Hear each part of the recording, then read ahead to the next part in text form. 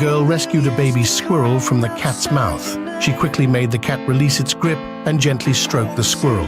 Holding it in her palm, she examined for any injuries and luckily found none. The squirrel was healthy and unharmed. She gave it some nutrient solution to regain its strength. A few days later, the little one gradually recovered. It ate various nuts every day and immediately ran over whenever the girl called it.